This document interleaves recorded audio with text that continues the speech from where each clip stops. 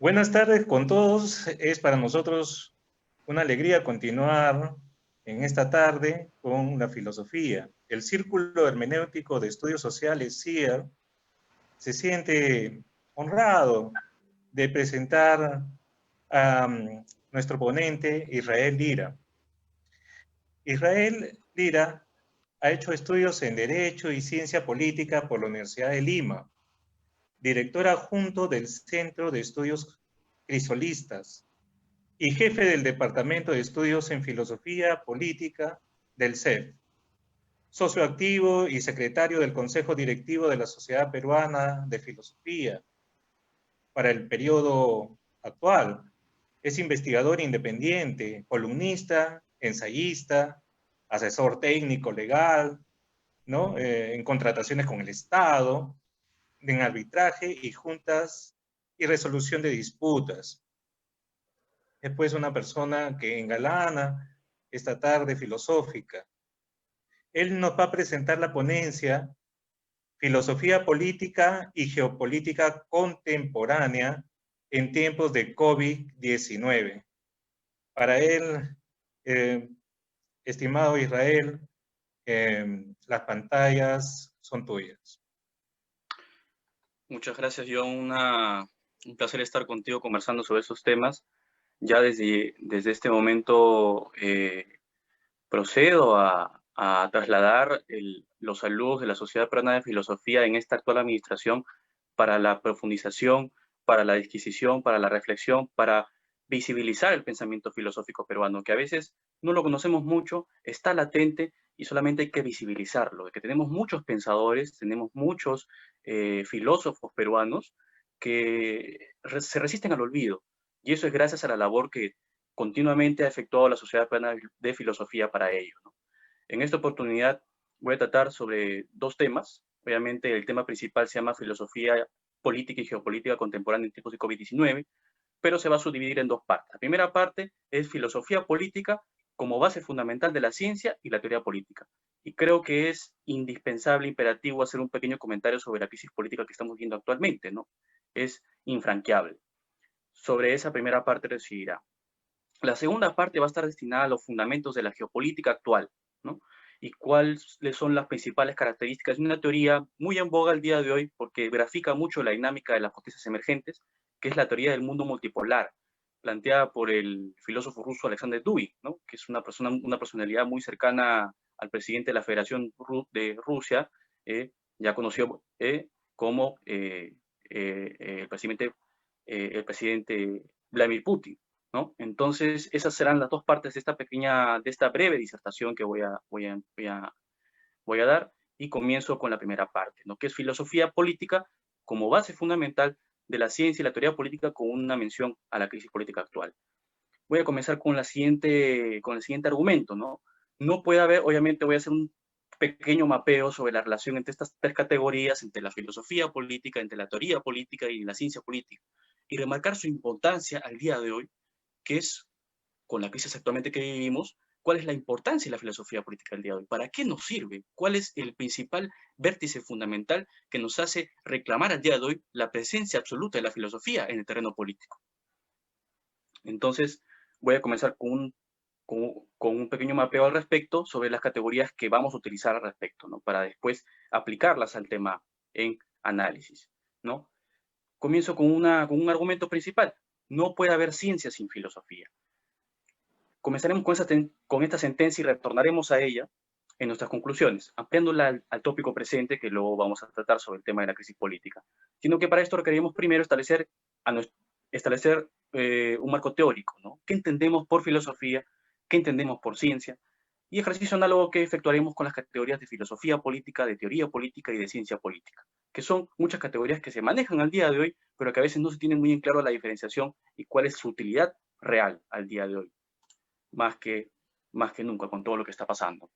Por filosofía, refrendaremos la conceptualización hegeliana, que la entiende como el autoconocimiento de la razón, mientras que por ciencia nos acogemos a la definición bungiana, ¿no? Como un conocimiento racional, un conocimiento sistemático, un conocimiento exacto, un conocimiento verificable de la realidad factible, ¿no?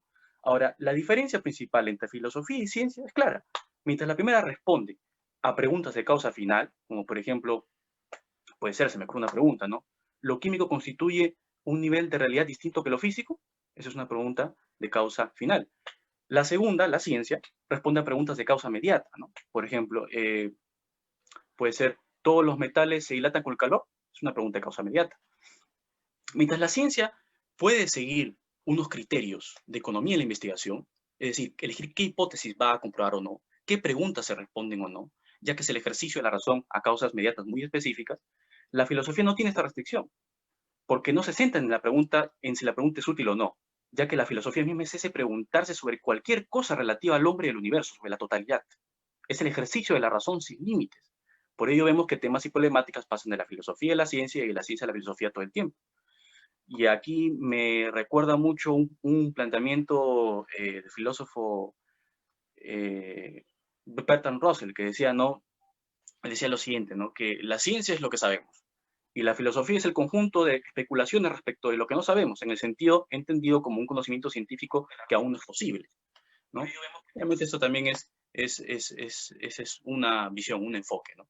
Así el conocimiento filosófico, al ser conceptual y genérico, es la primera forma del conocimiento complejo que crea el marco idóneo para el conocimiento científico, que es más específico y fáctico. Visto esto, podemos efectuar la definición de tres categorías fundamentales, como la filosofía política, la teoría política y la ciencia política. Y obviamente la relación entre estas categorías, ¿no? La relación entre filosofía política y ciencia política se nos muestra bajo lo expuesto como una relación de complementariedad.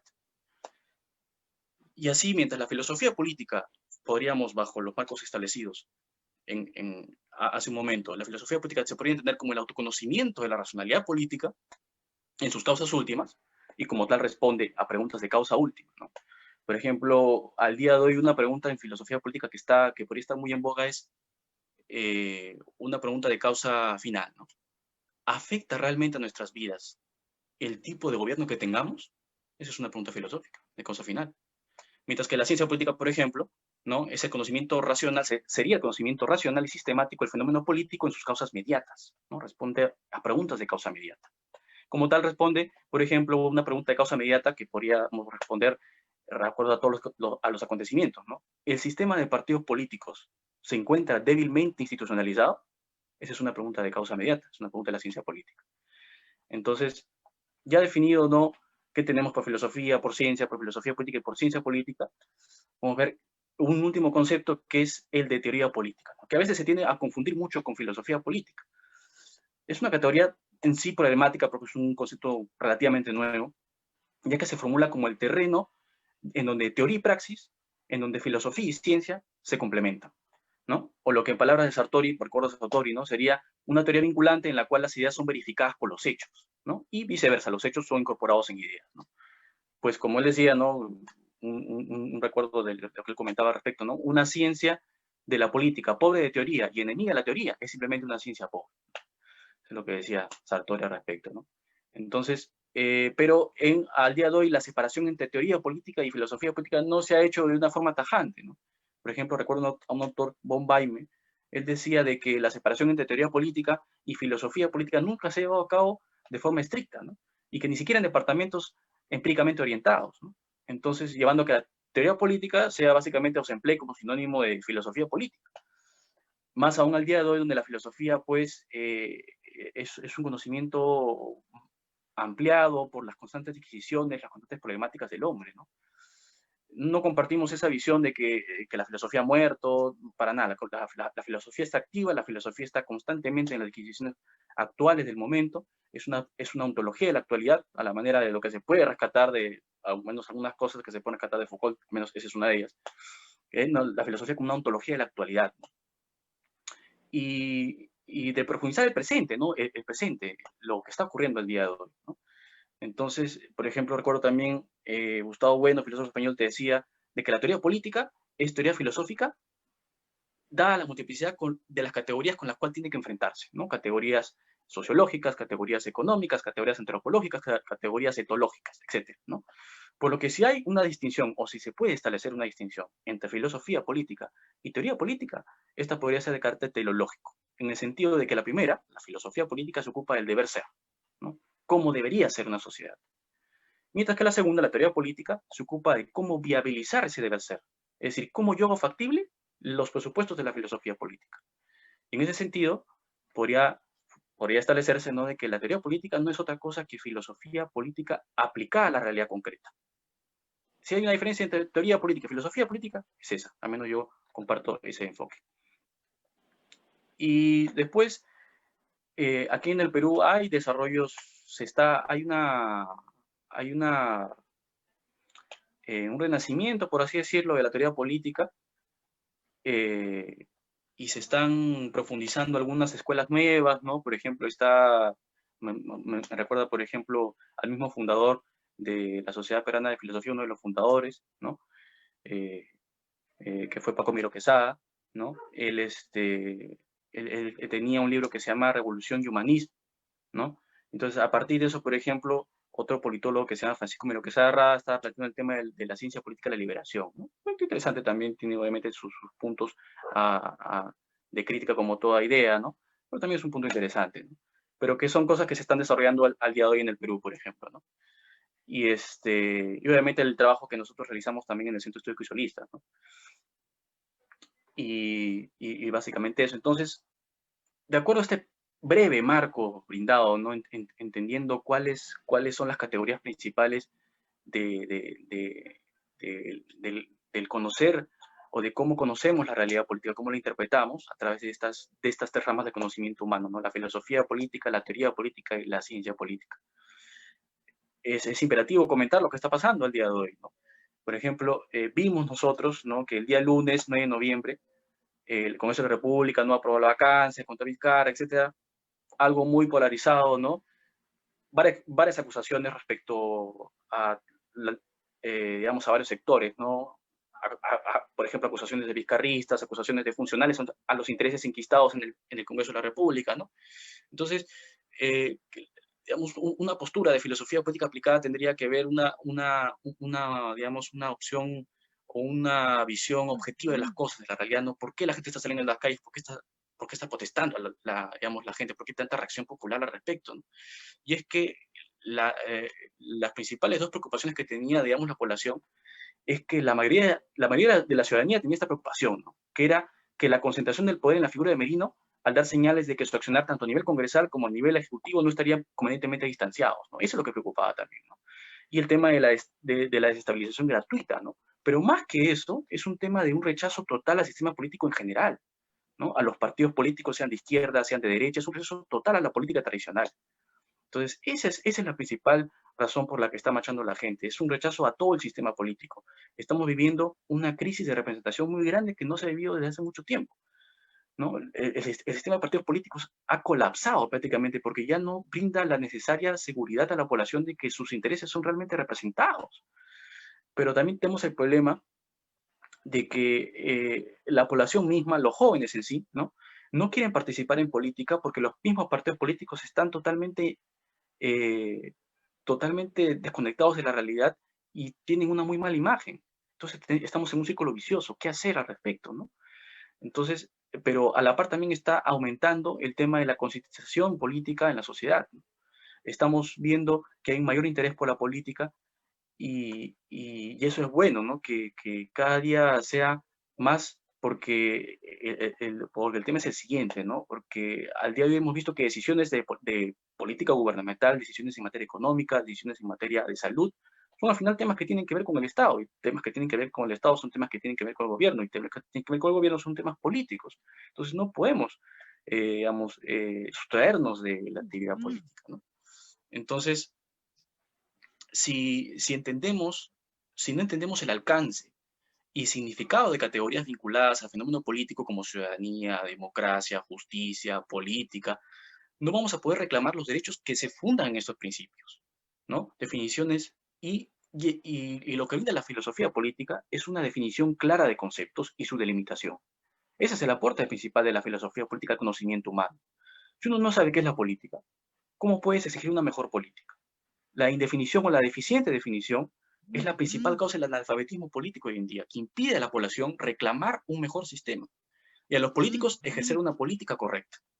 Porque al no tener conceptos claros con los cuales comparar la realidad, se normalizan los conceptos viciados.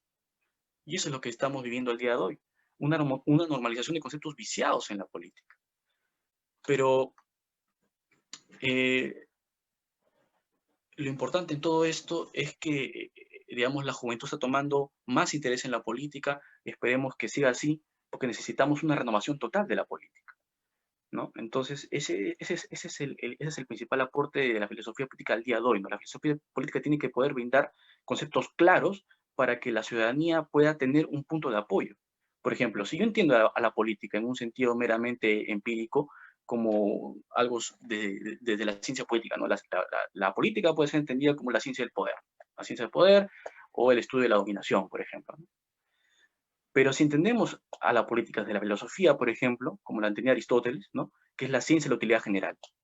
Y desde aquí podemos profundizar en un concepto, ¿no? Si entendemos a la política como la ciencia de la utilidad general, como la entendía Aristóteles, y lo aplicamos al día de hoy, la política puede ser reconceptualizada como el ejercicio del poder para la ejecución de un fin trascendental.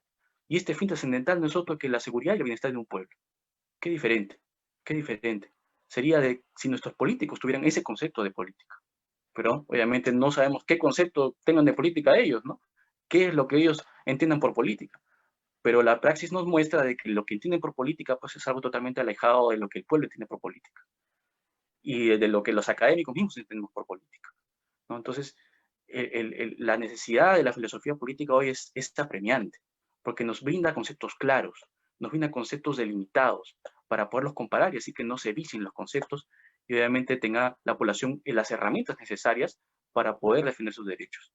Esa es la aplicación práctica de la filosofía política. Y es por eso que el día de hoy se reafirma, con todo lo que está pasando, su imperativa necesidad.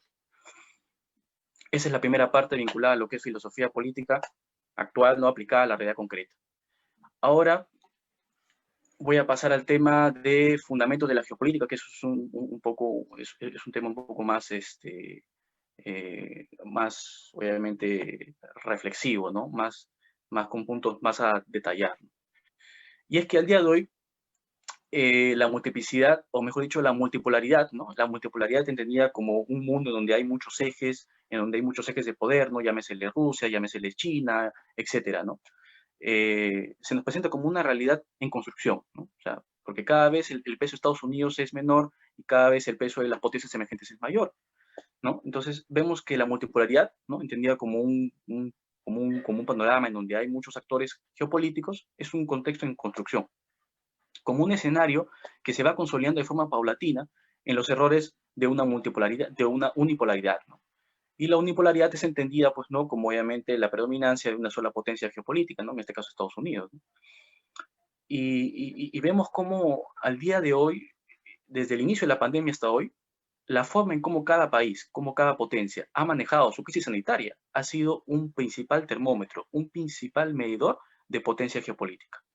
También, o sea, cómo cada nación ha podido enfrentar esta crisis sanitaria de la forma que se ha establecido por cada Estado-nación, ¿no?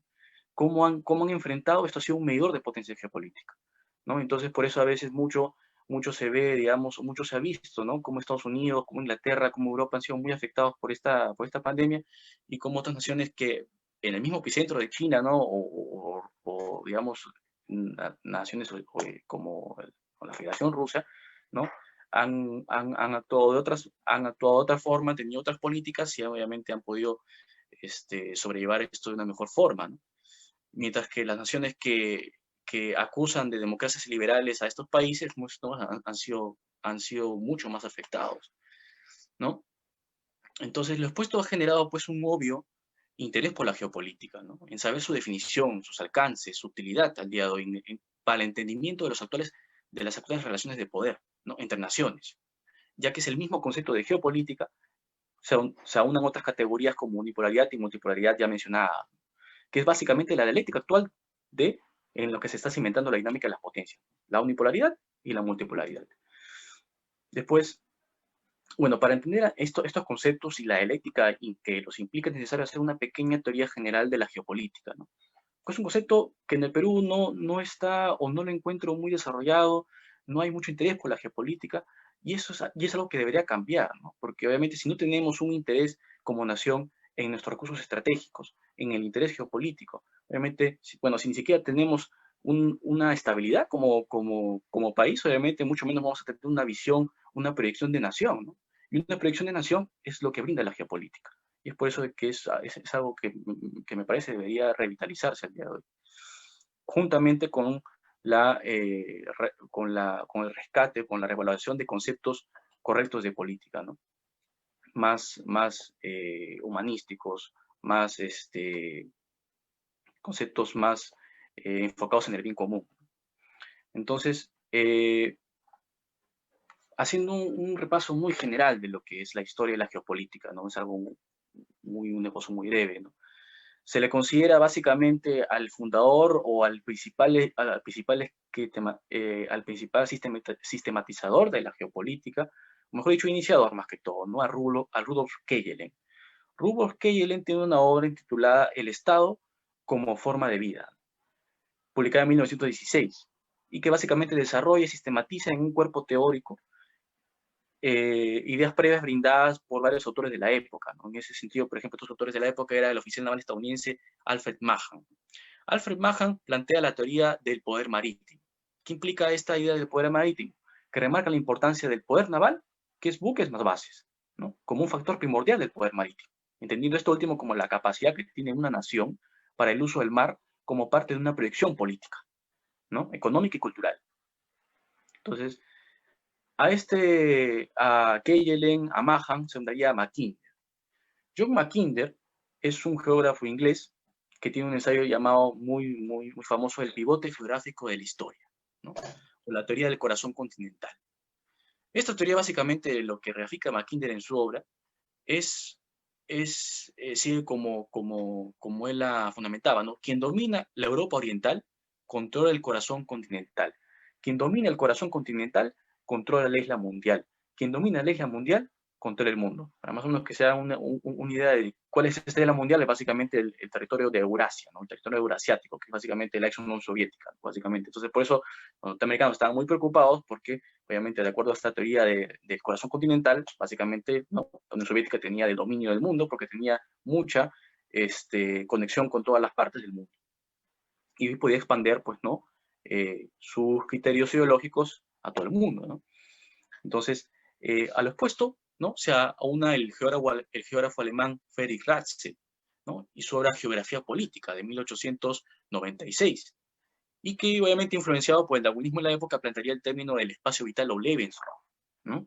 Algo que después sería utilizado por, digamos, la Alemania nazi, ¿no? Todos estos antecedentes hicieron que Kejelen concebía al Estado como una especie de organismo dinámico, un organismo vivo, y así se entiende a la geopolítica, ¿no? Podríamos definir a la geopolítica como el impacto político del factor geográfico del Estado. Esa es la geopolítica. La geopolítica es el impacto político del factor geográfico del Estado. Entonces, pero independientemente de todas estas consideraciones de Kejelen, de Mahan, de Mackinder, etcétera, que son obviamente las principales figuras vinculadas a la geopolítica histórica, Kejelen no es a quien se le atribuye, digamos, el salto epistémico, es decir, la sistematización de la geopolítica en un cuerpo más o menos ordenado de ideas, sino a quién, a Karl Haushofer. Karl Haushofer era un profesor y un general alemán, ¿no? Que después se pasó, digamos, a enlistar las filas de la Alemania nazi, y por eso, digamos, fue criticado posteriormente, ¿no? Y obviamente con esto derivó en una crítica general de la geopolítica. Pero muchos autores al respecto consideran de que es principalmente por Karl Haushofer que se efectúa la sistematización de la geopolítica como una ciencia. Y ya después, obviamente, vienen las críticas, viene la revaloración, y obviamente la geopolítica como ya se llega a sistematizar como una ciencia. Entonces, Haushofer es el que se encarga de valorar la obra de Kejelen y sus antecedentes, ¿no? Con Mahan, Mackinder, etc., ¿no? Y obviamente de Haushofer su principal trabajo es los fundamentos geográficos de la política exterior, ¿no? Es un texto fundamental de su época, estamos hablando de 1927, ¿no? Y que de igual forma, sintetizando todos los planteamientos de los anteriores personajes de la geopolítica, él también integró la teoría del corazón continental, que fue obviamente muy utilizada, muy tomada en cuenta por por los alemanes en digamos, en la Segunda Guerra Mundial, ¿no? Y en este caso, Mackinder tenía una gran influencia en el pensamiento de Haushofer, ¿no? En las consideraciones cuando propone que Alemania realice una alianza con el Japón sin dejar de lado una posible alianza con Rusia, ¿no? Dejando cualquier rivalidad ideológica, ¿no? Entonces, en ese sentido, la Segunda Guerra Mundial se vio como un conflicto entre dos teorías geopolíticas, entre la teoría del poder naval y entre la teoría del poder terrestre, ¿no? Entre la teoría de Mahan, del poder naval, dominará el mundo, la nación que domine el bloque Conti, dominará el mundo quien domine el mar, ¿no? Esa es la teoría del poderío naval de Mahan, frente a la teoría de Haushofer, ¿no? Dominará el mundo la nación que domine el bloque continental euroasiático. Entonces, la talasocracia en lucha contra la telurocracia, que ha sido la constante histórica en todos los tiempos, en todos los conflictos que hemos visto. Entonces, ya después de la Segunda Guerra Mundial, muchos quisieron ver la inseparabilidad entre la geopolítica hauschoferiana y la geopolítica nazi, prácticamente, ¿no? Y esto obviamente generó pues, ¿no? una desvalorización de la geopolítica como una ciencia, pero esto no implica de que las naciones después de la Segunda Guerra Mundial no hubieran tenido un interés profundo por la geopolítica, no, al contrario, desarrollaron sus propios planteamientos geopolíticos, como por ejemplo Estados Unidos, recordamos la doctrina del destino manifiesto, tenemos después, por ejemplo,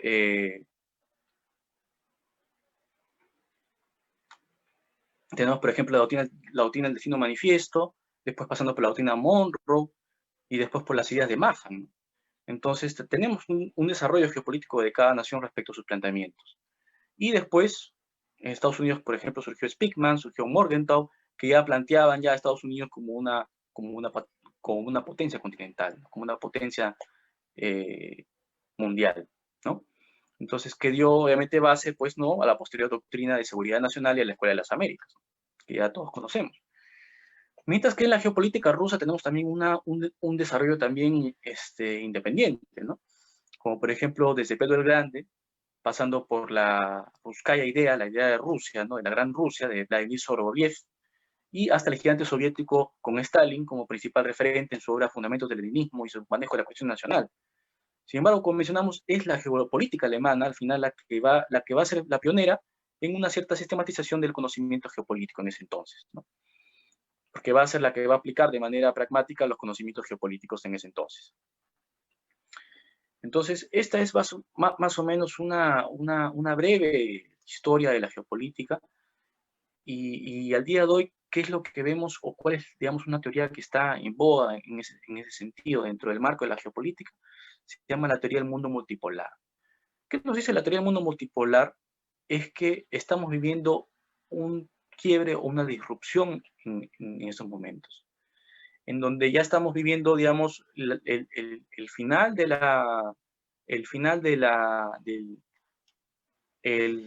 poderío geopolítico estadounidense y su reemplazo por bloques, ¿no?, de poder diferenciados, ¿no? Llámesele Rusia, llámesele China, etc. Y básicamente el tema de la teoría del mundo multipolar grafica o se sustenta en tres principios fundamentales, o mejor dicho, en dos principios fundamentales, ¿no? Uno, que es el conocimiento de la desigualdad jurídica de los Estados-nación, ¿no?, que básicamente sigue el siguiente planteamiento, ¿no?, de que el modelo de Westfalia que determinó las relaciones internacionales contemporáneas entre los Estados-nación y que surge en 1648 con el término de la Guerra de los 30 años en Europa, parte de la idea de que existe una igualdad jurídica entre los Estados-nación, ¿no? Es decir, que existen tantos polos de poder como Estados-nación existen en el mundo, y como expresión del ejercicio de su plena soberanía. Sin embargo, lo que vemos en la realidad es que no hay una igualdad de los Estados-nación, ¿no?, que hay potencias emergentes y que hay países menos poderosos. Esa es la realidad. O sea, no hay una igualdad jurídica de los Estados-nación. Al final siempre hay desbalances de poder.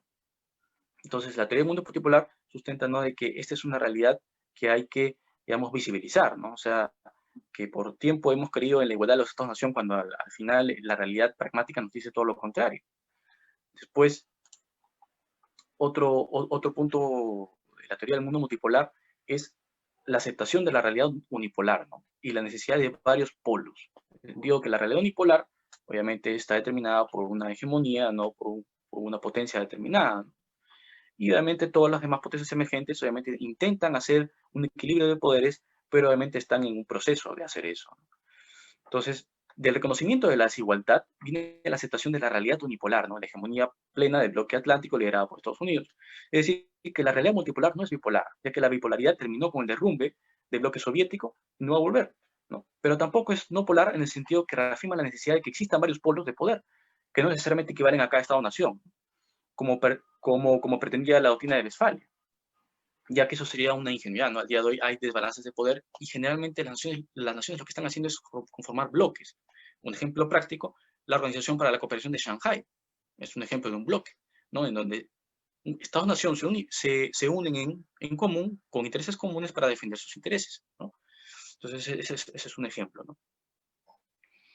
Entonces, bajo esta muy breve explicación, queda por ver por qué se está planteando, ¿no?, el tema de una construcción de una teoría del mundo multipolar al día de hoy, ¿no?, en donde vivimos todavía la unipolaridad estadounidense, ¿no? Porque el punto sencillo es el siguiente, ¿no? El mundo está cambiando, ¿no? El mundo está cambiando no solo por el hecho de que la historia no respondió bien a Fukuyama, ¿no? Fukuyama nos decía de que la democracia liberal estadounidense iba a ser el fin de la historia y esta se iba a, digamos, a trasplantar a todas las naciones, ¿no? Como el último modelo político y como el mejor. Pero cuando retomaron un poder geopolítico Rusia, cuando retomaron un poder geopolítico China, vemos pues, ¿no?, que estas democracias, como se les llamaba de forma negativa, democracias liberales, no estaban dentro del paradigma fukuyamiano, escapaban de esa realidad fukuyamiana. Entonces vemos, ¿no?, de que la historia comenzó pues, ¿no?, a dar un revés a Fukuyama.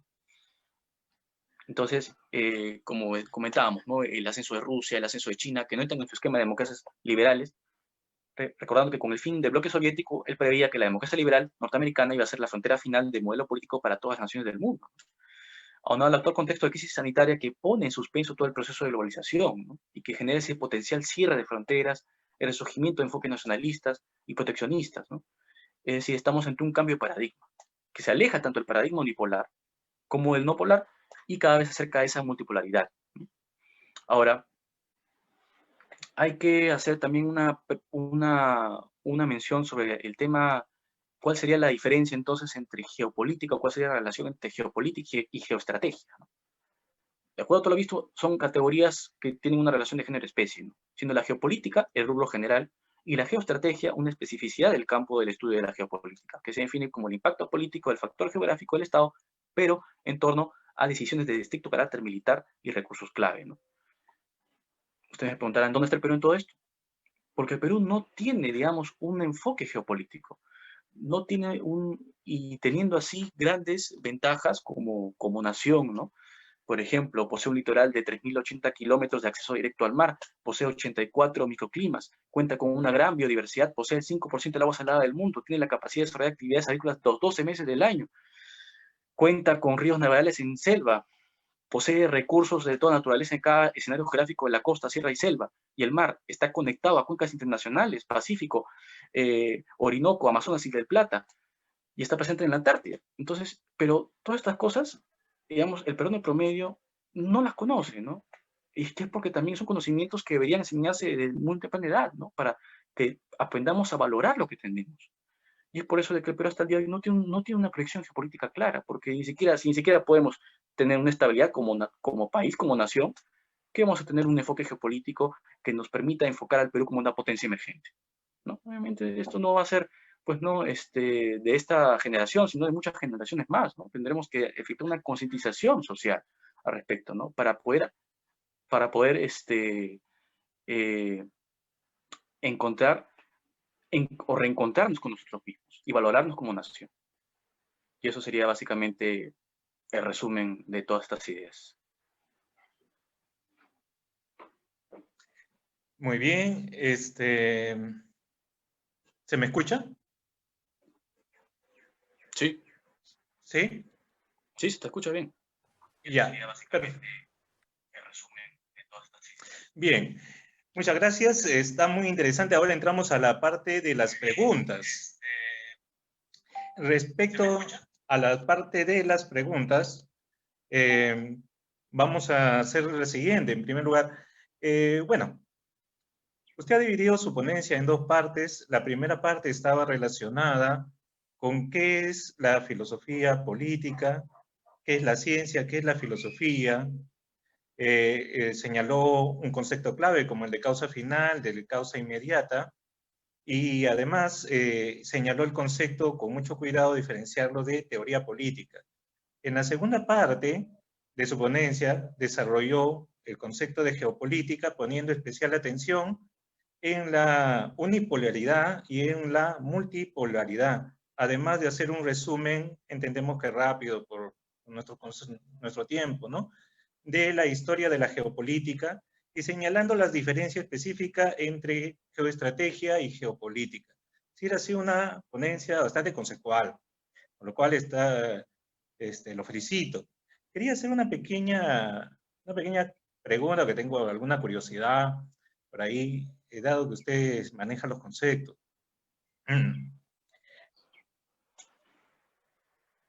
La geopolítica debería entenderse como parte de la ciencia política.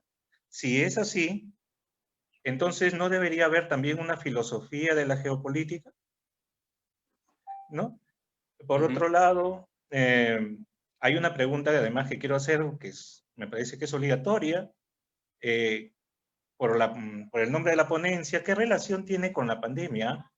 Dado que el nombre de la ponencia es Filosofía Política y Geopolítica Contemporánea en tiempos del COVID-19.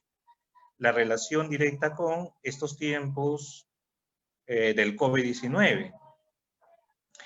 A modo de anécdota, yo recuerdo que cuando era chico, leí sobre la geopolítica que no era una ciencia, sino que había sido propuesta como ciencia, pero que en realidad no era ninguna ciencia y que era un pseudoestudio. Así se estudiaba antes, de repente usted no lo sabe, pero así se estudiaba antes, ¿no? Entonces decían, no, esto no... Incluso lo relacionaban con los nazis, recuerdo muy bien. Entonces, sí, inventado por los nazis y es una maldad y no debemos nosotros tener ningún pensamiento de esto. Así hablaban antiguamente, es una realidad. Pero claro, uno de todas maneras leía, ¿no? Los pocos libros que había en ese tiempo, no había internet, pero en ese sentido muy saludable como usted lo está presentando. Quisiera ver una breve respuesta de estas curiosidades mías. Claro, efectivamente, hay una rama que también se llama, ¿no?, filosofía de la geopolítica. Y obviamente podemos mencionar a algunos autores, como por ejemplo Alain de Benoist, podemos mencionar al mismo Alexander Dewey, ¿no?, que tienen en estas disquisiciones también cuál es el sustento filosófico de estas reflexiones geopolíticas, ¿no? Ahora, si debería entenderse la geopolítica como una rama de la ciencia política, yo creo que al día de hoy la geopolítica tiene que ver con muchas ramas, no solamente con la ciencia política, sino también con la filosofía política y mucho más también con la teoría política. Entonces yo creo que sería más que todo una rama interdisciplinar de estudio, donde se convocan o se convergen diferentes disciplinas para poder dar una respuesta objetiva, ¿no?, a un fenómeno de investigación determinado, ¿no? Porque como tú bien lo has mencionado, ¿no?, la geopolítica por mucho tiempo estuvo relegada, ¿no?, como una pseudociencia, como algo totalmente, pues, no, que justificaba la barbarie nazi, ¿no? Pero después, obviamente, vimos que Estados Unidos, que la Unión Soviética, tenían grandes intereses geopolíticos y tenían muy en claro o muy estudiaban y profundizaban de forma científica las conclusiones de Karl Haushofer, ¿no? Que obviamente no lo dirán de forma abierta, pero obviamente cuando vemos los académicos, los estudios, vemos ahí los estudios de Mahan, vemos ahí los estudios de Mackinder, vemos ahí los estudios, ¿no?, de Karl Haushofer, ¿no? Y otros vinculados digamos, a su esfera, ¿no? Porque dicho sea de paso, fueron los que aplicaron estos conocimientos a la práctica, ¿no? Y lo que desató la Segunda Guerra Mundial, ¿no? Entonces, pero dicho esto, como mencionaba yo en esa parte, ¿no?, al final cada nación desarrolló su propio concepto geopolítico del mundo, ¿no? Y es esto lo que les ha propiciado de forma objetiva, es una realidad, es algo contrastable, es algo empírico, ¿no? No es ninguna novedad que gracias a estos planteamientos Estados Unidos es la potencia que hoy día es.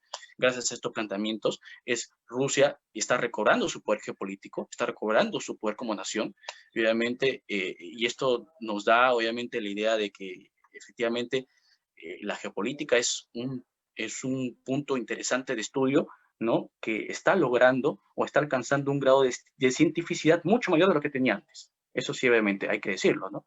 Pero está en un progresivo desarrollo de su mayor cientificidad, ¿no? Cada día es mucho más científica, porque precisamente los principales puntos, o mejor dicho, los principales polos de poder están muy interesados en el estudio de la geopolítica, y es por eso que al día de hoy, pues, ¿no? Está siempre presente. Ahora, ¿qué tiene que ver obviamente todo lo que hemos dicho con la pregunta particular, ¿no? ¿Qué tiene que ver con la pandemia, ¿no? Bueno, como ya también había mencionado, ¿no?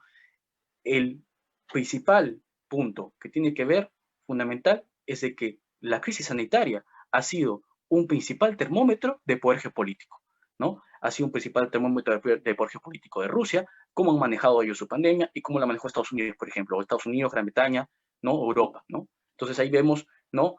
Cómo la geopolítica funciona también como un arma de medición de poder, ¿no? Cómo las políticas públicas impactan en en la demostración de poder geopolítico, ¿no? Por ejemplo, cómo manejó Rusia, cómo manejó China su crisis sanitaria versus cómo la manejó Estados Unidos, ¿no? Y obviamente sabemos cómo terminó todo eso, ¿no? 100.000 muertos, etcétera, ¿no?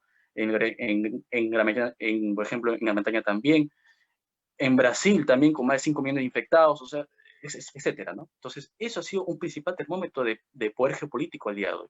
Y es por eso que obviamente está surgiendo esa importancia del estudio de la geopolítica, también como el impacto de las políticas públicas en la demostración de poder, ¿no?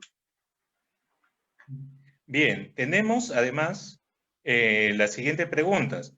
El señor Marco RF dice, en ese sentido, ¿los fundamentos del crisolismo sería una filosofía política?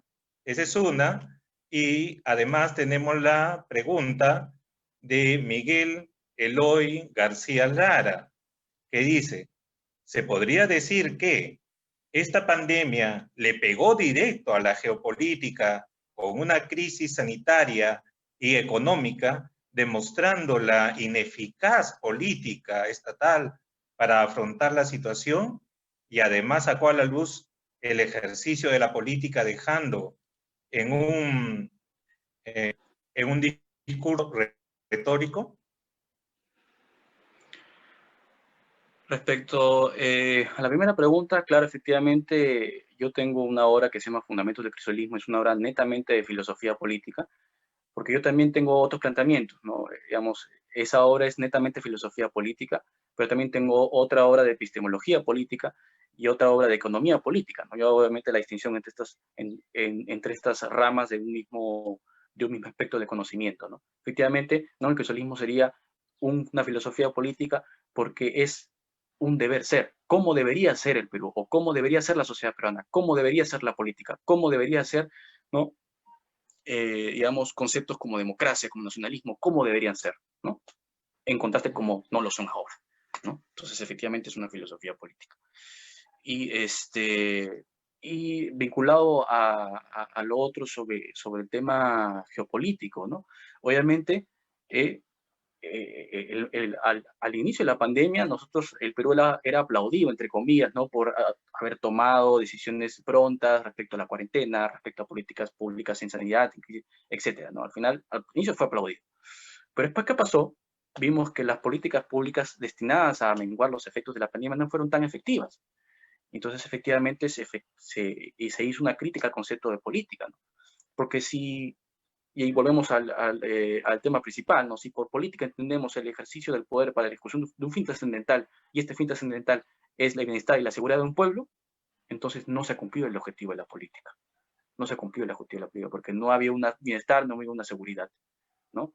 Entonces, obviamente, quien venga ahora tiene que recobrar esa seguridad, tiene que recordar esa seguridad, ese sentimiento de seguridad al pueblo, ¿no? De que el pueblo se sienta efectivamente respaldado por su gobierno, que se sienta defendido por su gobierno, que se defiendan sus derechos fundamentales y sobre todo principal a la vida.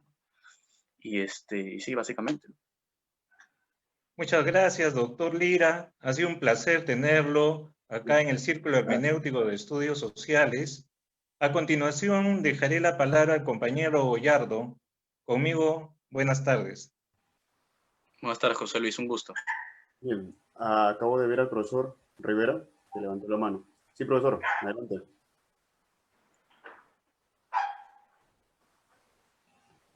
No se le oye, puede prender su audio. ¿Así está mejor? Perfecto. Se le escucha bien ahora sí. Muchas gracias. Yo quería hacer una pregunta aprovechando el pánico, ¿no? de que estoy aquí insertado de una manera geopolítica. Me vinieron una serie de reflexiones a lo largo de la exposición. Es una exposición extraordinariamente interesante, ¿no? Llena de distintas aristas, adecuadamente orientada, y trata una serie de cosas que quizá no me son tan cercanas como yo quisiera para hacer preguntas.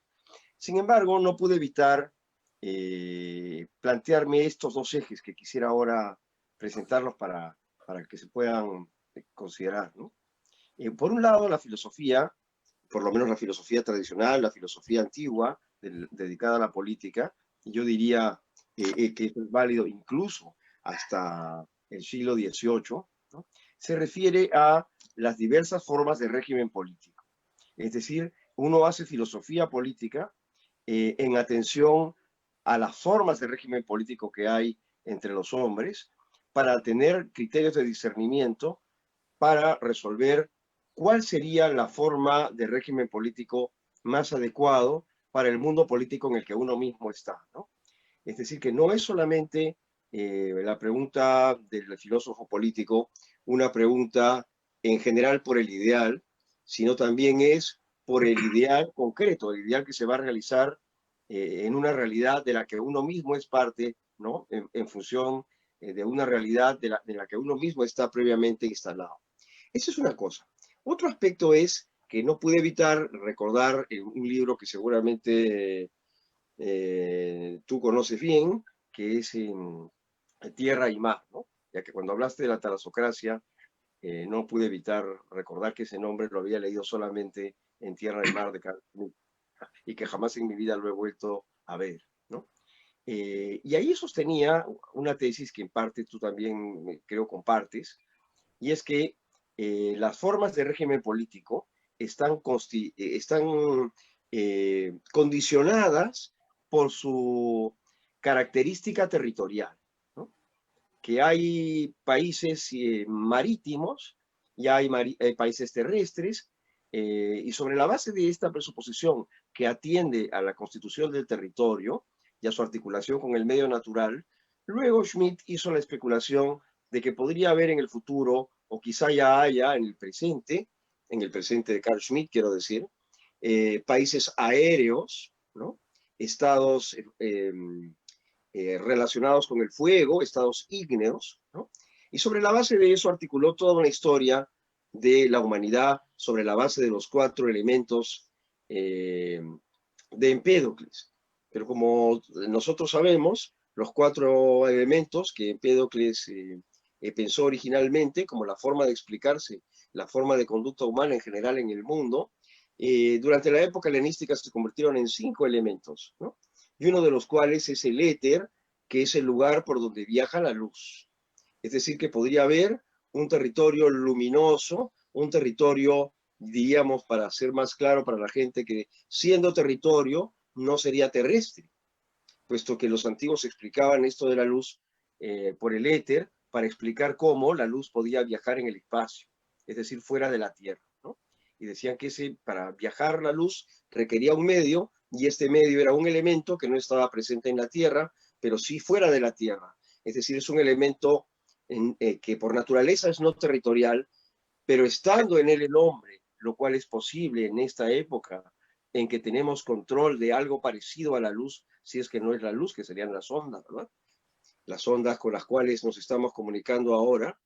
Me pregunto si esto no deberá ser unido con la reflexión acerca de la clase de régimen en general que tienen los estados, que articula su poder territorial, quizá ya no de una manera estricta, sino de una manera metafórica, cuando se refiere a un poder aéreo, a un poder igneo, que es el de la bomba atómica, o a un poder de otra naturaleza, que sería este poder etéreo.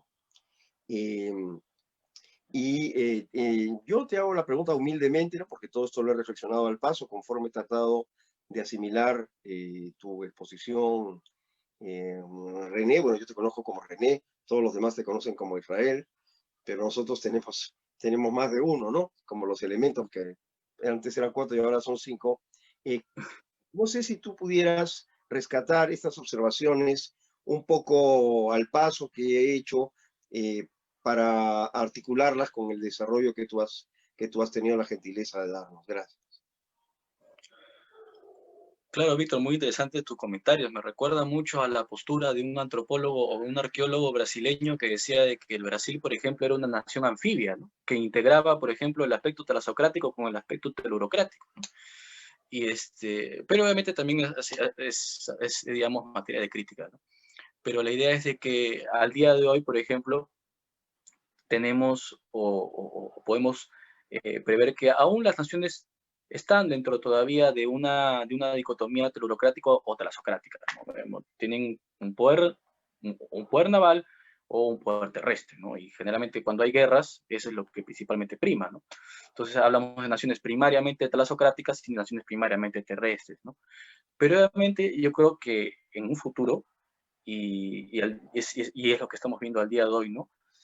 Con los constantes avances de la tecnociencia, vamos a tener otras posibilidades y vamos a hablar de otro tipo de sociedades, ¿no?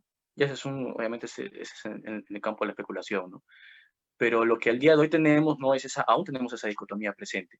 Y como comentaba, y como me hiciste recordar también ese antropólogo brasileño que hablaba de Brasil como una nación anfibia, ¿no? Como una especie de mixto, ¿no? Entre telurocracia y talasocracia, ¿no? Y así, ¿por qué no nos esto impide hacernos la reflexión o el entendimiento de que puedan generarse otro tipo de sociedades en función a principales ideales civilizatorios, ¿no? Porque el tema de la talasocracia y la telurocracia tiene que ver con, digamos, también con la forma de pensar, ¿no?